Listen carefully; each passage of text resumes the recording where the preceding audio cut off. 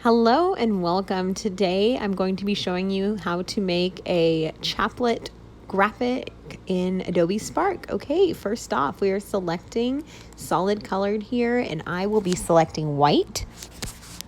From here, Adobe gives us options of all these sizes. I'm going to select the one that says slide, but if this were to go on a video, you can select the one next to it that says widescreen. You choose what works for your project. Adobe will automatically put some text in. I'm going to go ahead and delete that. I'm opening the icons panel. You could look for a circle in the icons panel, but I've actually found an easier way to make your beads is by adding text and making a little period. Then you have flexibility about the font you want to use, and there's so many unique ways you can make your bead look.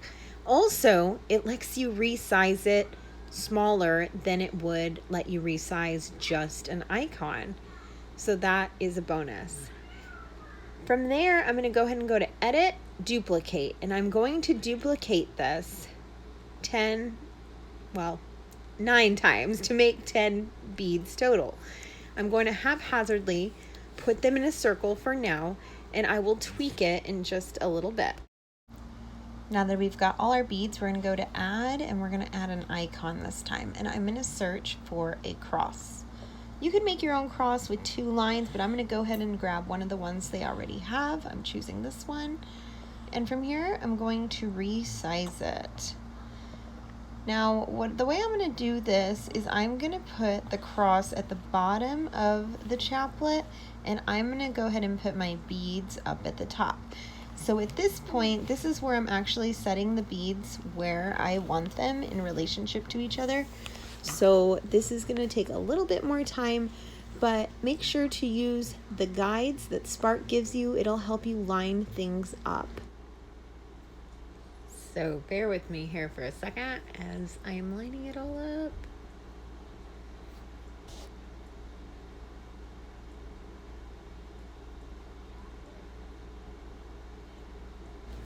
Once that's completed, I'm going to go ahead and grab my cross. I'm going to shrink it down where I want it and then just place it right where I'd like it. If I wanted to get all fancy, I could add beads or resize and just make this look however I want, but this is the basic chaplet shape. Now I'm going to go ahead and go to the top right and save this image, and I'm going to save this image as a transparent graphic. The reason I'm doing this is because when you save as transparent, you can place this object on anything as if it were a piece of clip art, and you won't have the white background behind it. So now I'm changing the color one bead at a time. You select it and then you choose the color. And then I'm saving each consequent image in my camera roll. I'm doing this so that I can use each image in my video or slideshow while that specific part of the prayer is going on. And so I'm just coloring them now, but let's imagine that I'm saving each and every single one of these additions. So now we're going to go into the camera roll. And from here, it's just very straightforward.